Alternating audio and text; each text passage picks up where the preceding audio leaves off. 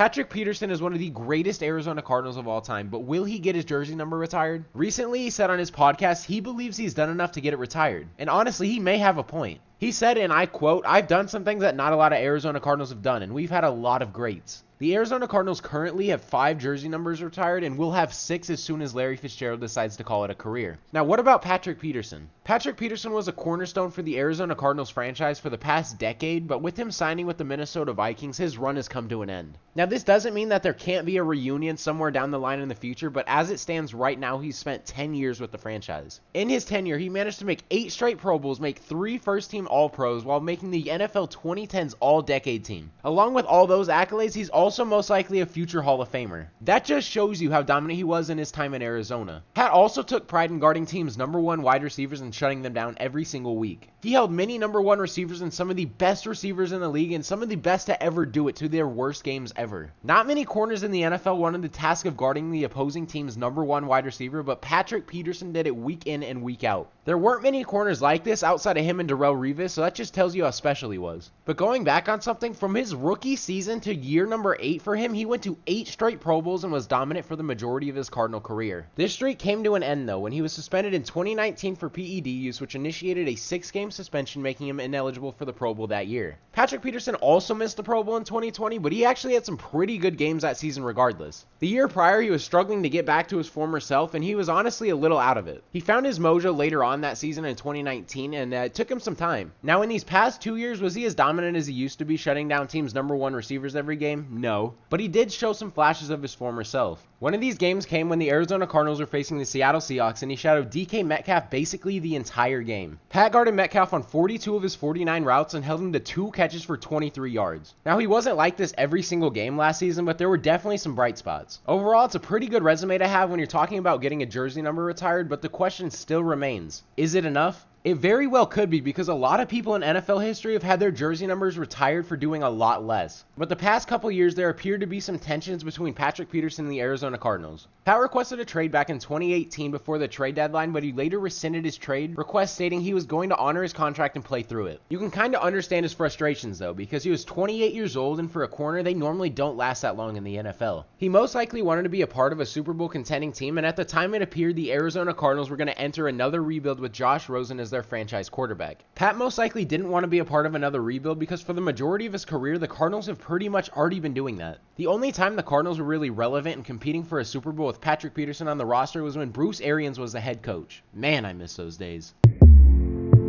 Cups of rose.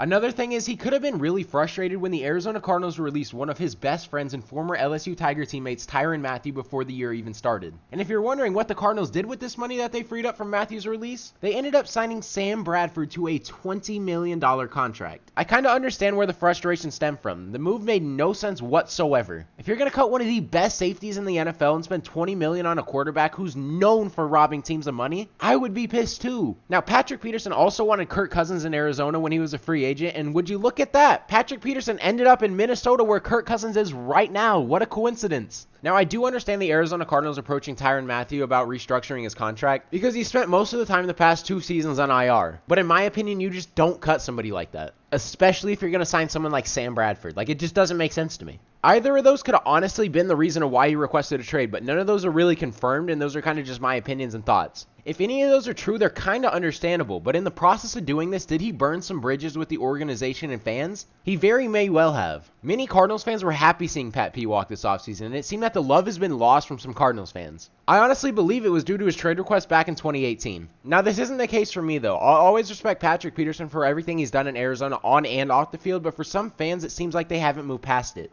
I kind of understand where they're coming from since he was one of the franchise's best players and so many people love Patrick Peterson in Arizona. And when he requested that trade, it seemed like he wanted nothing to do with the franchise, and being a Cardinals fan, losing both Tyrann Mathieu and Patrick Peterson in the same year would have been rough. Now, he did stick it out the past 2 years whether he wanted to be here or not, and I at least respect him for staying true to his contract. I personally believe he's done enough to get his jersey number retired, but even if it doesn't end up happening, he will 100% be in the Arizona Cardinals Ring of Honor. Now, I also believe that if he spent the rest of his career in Arizona and never requested that trade, that it would be a no-brainer 110% he would have his jersey number retired. He was a cornerstone for the franchise the past decade, and his time here should not be overlooked. On game days, there were two players on the Arizona Cardinals you could always count on to perform. That was Larry Fitzgerald and Patrick Peterson. So like I said, yes, I personally do believe he should have his jersey number retired in Arizona, but the decision won't be up to me. It'll be left up to the Arizona Cardinals franchise. Now, let me know what you guys think. Do you guys think he did enough to get his jersey number retired by the Arizona Cardinals? I want to hear everyone's opinions because not everyone will think the same thing that I do. I feel like he's one of the greatest players to ever put on a Cardinals uniform and should 100% have his jersey retired somewhere down the line. And if you guys did enjoy today's video, make sure to hit the subscribe button. If you guys want to see more Arizona Cardinals content, that's what you got to do. You got to scroll down and press that little red button. It takes 2 seconds, it's free, and you know, it helps the channel out a ton, and I appreciate it. That's all I got for today's video. Hopefully you guys did enjoy. It's been your boy Mythic.